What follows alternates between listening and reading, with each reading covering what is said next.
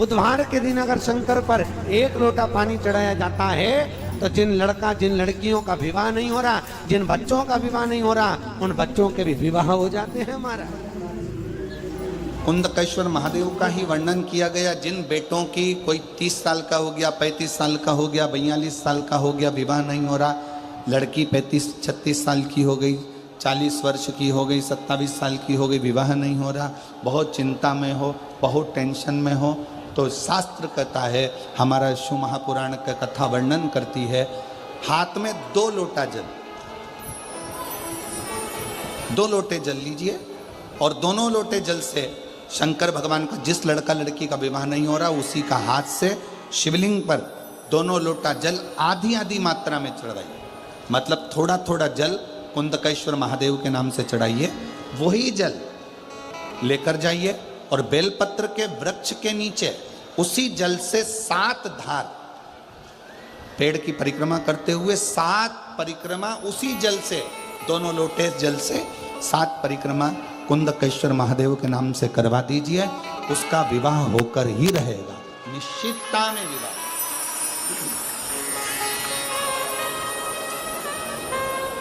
कुछ महीने, ज्यादा से ज्यादा 3 महीने, 3.5 महीने, किसी भी छठ के दिन, चाहे अंधेरी की छठ हो, चाहे उजाले की छठ हो, किसी भी छठ के दिन अगर षडानंद कार्तिकेय जी महाराज का नाम लेकर 6 बेलपत्र और उस 6 बेलपत्र पर 6 दुर्वा, 6 पुष्प, 6 अक्षत के दाने रखकर षडानंद कार्तिकेय बाबा के स्मरण कर कर शिवलिंग की जो जलाधारी है, उस जलाधारी पर जहाँ अशोक सुंदरी का स्थान है, उसी के पास में कार्तिकेय जी का स्थान है। किसी भी छठ पर यदि आप बाबा को वो बेलपत्र, वो दुर्वा, वो पुष्प, वो अक्षत का दाना 6 समर्पित करते हैं, किसी भी छठ के दिन, षष्ठी के दिन स्कंद भगवान का नाम लेकर, स्कंदेश्वर बाबा का नाम लेकर, कार्तिकेय बाबा का नाम लेकर यदि समर्पित करते हैं, तो जिंदगी में कितना भी कर्जा हो, वो कर्जा 3 महीने के अंदर समाप्त होता ही है। कितना भी कर्जा, साथ में आपका परिश्रम, साथ में आपकी मेहनत और आपकी दृढ़ता आती कि स्कंद भगवान के अगर केवल स्कंद पुराण को भी कोई जीव श्रवण कर लेता है तो मृत्यु, जीते जी भी उसके लिए मार्ग प्रशस्त होकर एक बार वो भगवान का दर्शन भले वो किसी रूप में करे, पर मरने से पहले उसको ऐसा महसूस होता है कि मैं वैकुंठ का दर्शन कर कर आया हूं। ये उसको भान होता है स्कंद पुराण को मात्र श्रवण कर लेने से। मात्र श्रवण, स्कंद भगवान का पूजन करा, भगवान शंकर का शिवलिंग बनाया, शंकर भगवान के गणेश जी को और स्कंद देव को बिठाकर पूजन किया। इतना पूजन करा विश्वामित्र और सत्याव्रत ने, इतना पूजन करा, भगवान विष्णु ने कहा नया रास्ता बना दिया जाए। विश्वामित्र जी ने धर्म से स्कंद देव से कहकर एक मार्ग का निश्चय किया। उस मार्ग पर राजा सत्याव्रत चलकर जाने लगे। जब थोड़ी दूर पर राजा सत्याव्रत पहुंचते से उसी समय पर इंद्र को जलन होने लगी कि जीते जी तो कोई आ ही नहीं सकता, तो ये मरा हुआ ये जीते जी कैसे आ गया। इतने में इंद्रदेव ने उसी समय राजा सत्याव्रत को ऊपर से नीचे धक्का मार दिया। धक्का दिया, राजा सत्याव्रत नीचे आ गया। वैकुंठ के मार्ग से धक्का देकर राजा सत्याव्रत को नीचे फेंक दिया। राजा सत्याव्रत ने विश्वामित्र जी से कहा मेरा तप, मेरी साधना और स्कंद देव ने मुझे मार्ग दिया, इसके बाद भी इसने नीचे क्यों फेंका, मैं नहीं जानता, पर तू चिंता मत कर। विश्वामित्र जी ने कहा फिर स्कंद देव की पूजन कर। महाराज, एक बेलपत्री, एक तुलसी, एक बेलपत्री, एक तुलसी, एक बेलपत्री, एक तुलसी स्कंद देव को चढ़ाया गया। और जब बेलपत्र और तुलसा चढ़ाया गया, स्कंद देव प्रसन्न हो गए महाराज, और प्रसन्न होकर कहा, भगवान नारायण को याद किया। भगवान विष्णु ने कहा मांगिए क्या चाहिए। स्कंद देव ने कहा एक काम करो, वैकुंठ तो दुनिया जाती है, इनके लिए अलग वैकुंठ का निर्माण करा जाए, अलग से वैकुंठ बनाया जाए। वैकुंठ लोक और मृत्यु लोक के बीच में एक वैकुंठ बना दिया गया और उस वैकुंठ पर मार्ग प्रशस्त करा सत्याव्रत के लिए। जब राजा सत्याव्रत के लिए मार्ग प्रशस्त करा, तब भगवान विश्वामित्र को लगा कि वैकुंठ तो हवा में टंग रहा, कहीं वापिस सत्याव्रत ऊपर चढ़ा और नीचे गिर गया तो करा क्या जाए। तब भगवान विश्वामित्र जी ने उसी समय पर एक बड़ा सा खंबा ले जाकर उस वैकुंठ में लगाया। खंबे को लगाया, सत्याव्रत ऊपर गया, जाने के बाद जैसे सत्याव्रत ने प्रणाम करा, प्रणाम करते ही बैकुंठ का दर्शन करते ही एक अश्रु उस खंबे पर गिरा। उस खंबे पर गिरते ही वो अश्रु के खंबा स्पर्श होने से नारियल का वृक्ष प्रकट हो गया। भगवान उसी समय माता पार्वती ने कहा, स्कंददेव भले लोग गणेश जी का पूजन करे, प्रथम गिनती में गिने, पर तू हर कलश के ऊपर तू ही विराजमान मिलेगा। और स्कंददेव उस नारियल के रूप में विराजमान हो गए महाराज। उसके लिए बैकुंठ का रास्ता दूसरा बना दिया जाएगा और वो जीते जी बैकुंठ जीते जी। मेरा ये काम नहीं हो रहा, मेरे पास में इतना नहीं है, मेरा बहुत व्यापार कर रहे हैं पर आ ही नहीं रहा, धन कहीं से नहीं आ रहा, बहुत टेंशन में जीवन चल रहा है। तब 7 बेलपत्र लेना है। कितनी बेलपत्र लेना है? 7 बेलपत्र में से सबसे पहली बेलपत्र, घर से जब चलो तो घर के पास में जो घर के अंदर रसोई घर में मटका होता है, क्या बोलते हैं यहाँ पर, हंडा, मटका, गगरा, घड़ा, जिसमें तुम पानी भरते हो, टंकी, बाल्टी, जो भी होता है रसोई घर में जो पानी भरते हो तो पीने के लिए, हंडे में, बॉटल, उसमें टंकी में, जिसमें भी तुम भर के रखते हो, एक बेलपत्र उस हंडे के पास में, मटके के पास में वहां रखना है। घर से उसी मटके में से पानी लेना है, उसी हंडे में से एक लोटा जल लेना है, उसको लेकर जाना है। एक बेलपत्र वहां रख दी, बची कितनी? 6 बेलपत्र में से चलते चलते एक बेलपत्र पानी लेकर जब जाओ तब एक बेलपत्र बेलपत्री के वृक्ष के नीचे बेलपत्र चढ़ा के उस पर जल चढ़ाना। 6ठी बेलपत्र, जल को पूरा मत चढ़ाना, जल लेकर चढ़ाना। 5वें नंबर की बेलपत्र नंदीश्वर के पास में, जिस नंदी का पांव ऊपर की ओर हो, एक पांव नीचे दबा रहता है, पांव ऊपर वाले पांव के पास में एक बेलपत्र रख देना। 5वें नंबर की बेलपत्र वहां रख दीजिए। 4थे नंबर की बेलपत्र अशोक सुंदरी वाली जगह, हमने कई बार आपको अशोक सुंदरी का स्थान बताया। ये जलाधारी, यहाँ जो बीच में से जल बहता है, बीच में एक मोटी लाइन होती है, अशोक सुंदरी। 4थे नंबर की बेलपत्र यहाँ रख दीजिए, थोड़ा सा जल समर्पित कर दीजिए।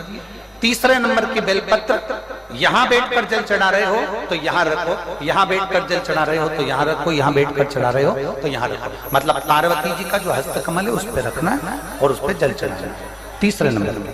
2रे नंबर की बेलपत्र, शंकर भगवान का जो शिवलिंग है उसके ऊपर बेलपत्र को रखना है। बेलपत्र की जो डंडी है, आप बैठे हो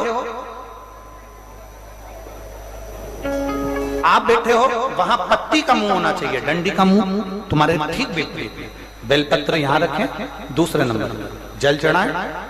एक बेलपत्र जो 7वें नंबर की है, उस बेलपत्र को जो जलाधारी है, जल चढ़ाने वाली, उस जलाधारी का स्पर्श कराएं और उस बेलपत्र को वापस लेकर उसमें से थोड़ा सा जल उस जलाधारी में डाल दें। उस बेलपत्र को, जो 7वें नंबर की बेलपत्र है, उसका स्पर्श केवल जलाधारी को कर बाबा से विनती कर उस बेलपत्र को किसी भी दिन आप अपने घर में लाकर रख लो।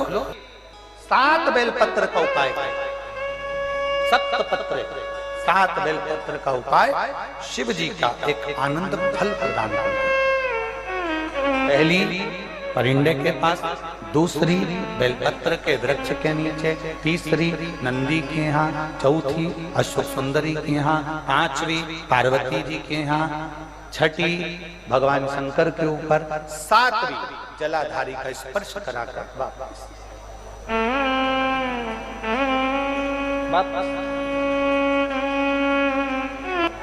जल कितनी जगह चढ़ेगा? केवल 5 जगह पर। एक बेलपत्री के पेड़ के नीचे, 2रा सुख सुंदरी की जगह, 3रा पार्वती जी की जगह, 4था शिवलिंग के ऊपर और 5वां जो जलाधारी है ऊपर, उस 5 जगह पर एक ही लोटे में से थोड़ा थोड़ा जल और बाबा से विनती करना है आपको, बाबा मेरा ये दुख है आप मिटा दें, बाबा मेरा ये कष्ट है समाप्त करना बाबा। कोई तुमसे कहे कि घर में शिवलिंग नहीं रखना, समझ लेना वो मूर्ख बना रहा है। घर में शिवलिंग होना चाहिए।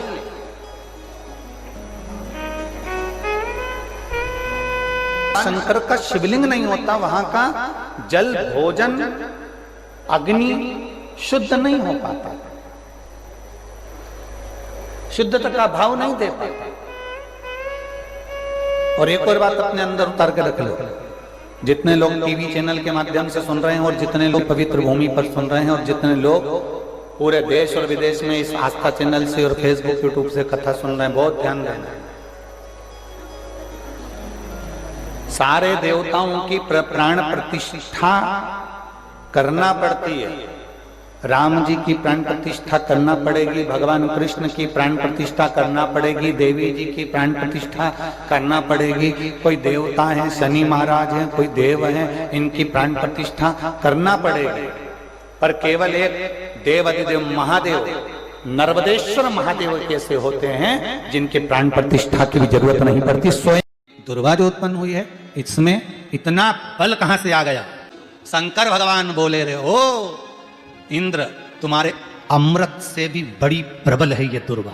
जिस समय पर अमृत का कलश निकला, उस अमृत के कलश को देवता लेकर जा रहे थे, ले जाते राक्षसों से छुड़ाकर सबसे पहले इन्होंने समुद्र के किनारे पर उसको छुपाया। उस जगह पर भगवान विष्णु की जंघा के रोम पड़े थे जिससे दुर्गा उत्पन्न हुई थी। उस दुर्गा पर इस कलश को जब रखा, रखते ही एक देवता ने उसके उठाकर देखना चाहा तो उसमें से थोड़ा सा भाग अमृत का नीचे गिर गया जो दुर्गा पर पड़ गया। और आगे गए, फिर इसको छुपाया, वहां भी दुर्गा थी। फिर और आगे गए, वहां भी दुर्गा थी। सुनिंद्र, तेर को जो अमृत मिला तूने एक बार में पिया। ब्रह्मा को जो अमृत मिला वो ब्रह्मदेव ने एक बार में पिया। वरुण को जो अमृत मिला वो एक बार में पिया।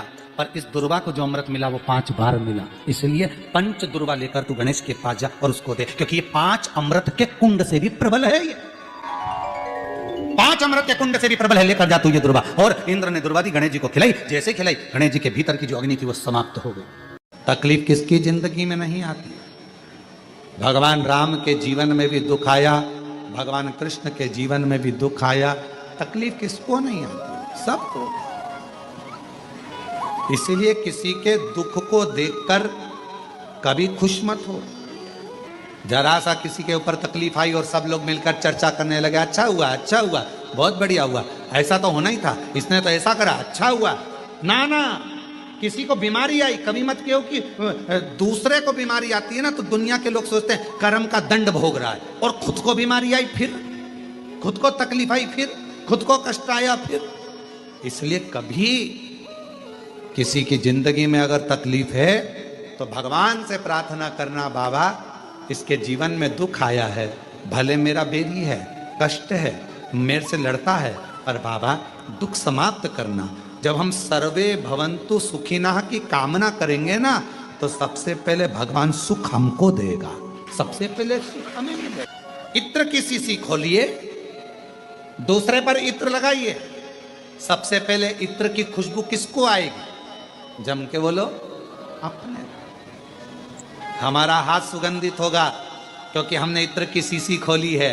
पहले सुगंध हमको आएगी, सामने वाले को बाद में, क्योंकि इत्र की शीशी हमने खोली है। हम जब दूसरे के लिए अच्छा बोलना प्रारंभ करेंगे तो सबसे पहले परमात्मा हमारा अच्छा करना प्रारंभ कर देगा।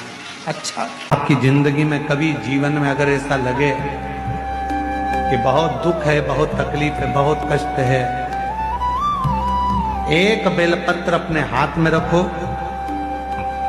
उल्टे हाथ में, सीधे हाथ से उस बेलपत्र पर अपना हाथ रखिए, नंदीश्वर महादेव का स्मरण करिए, 7 बार श्री शिवाय नमस्तुभ्यं कहिए। फिर उस बेलपत्र को सीधे हाथ में रहकर, जो नंदी शिव जी के मंदिर में है, दोनों सींग है, उस सींग के ठीक पीछे नंदी का उभरा हुआ भाग है, उस भाग पर नंदीश्वर शिवलिंग का स्मरण कर कर बेलपत्र को चढ़ा दो। इस डंडी का भाग पूंछ की ओर होना चाहिए, पत्ते का भाग मुख की ओर हो, और उस बेलपत्र को बाबा के चढ़ाकर कितना भी दुख हो जिंदगी में, कितना भी कष्ट हो, नंदीश्वर महादेव का जब स्मरण आप करने लगते हो तो धीरे धीरे वो दुख कटना प्रारंभ हो जाता है। हमें कहे मेरे महादेव को छल प्रिय नहीं, मेरे महादेव को दिखावा प्रिय नहीं, मेरे महादेव को कुछ भी दिखावा नहीं चाहिए, कुछ नहीं, एकदम साधारण है मेरा महादेव। जितने मंदिर जाओगे उतने मंदिर में तो भोग लगेगा, 56 भोग लगेगा, पर मेरे महादेव को तो 56 भोग भी नहीं लगता, मेरे महादेव को 56 भोग की जरूरत भी नहीं पड़ती, वो तो अलमस्त रहता है। तुमने बेलपत्र दे दी, धतूरा दे दिया, जल चढ़ा दिया, उसके पास पहुंच गए, सुख पा गया।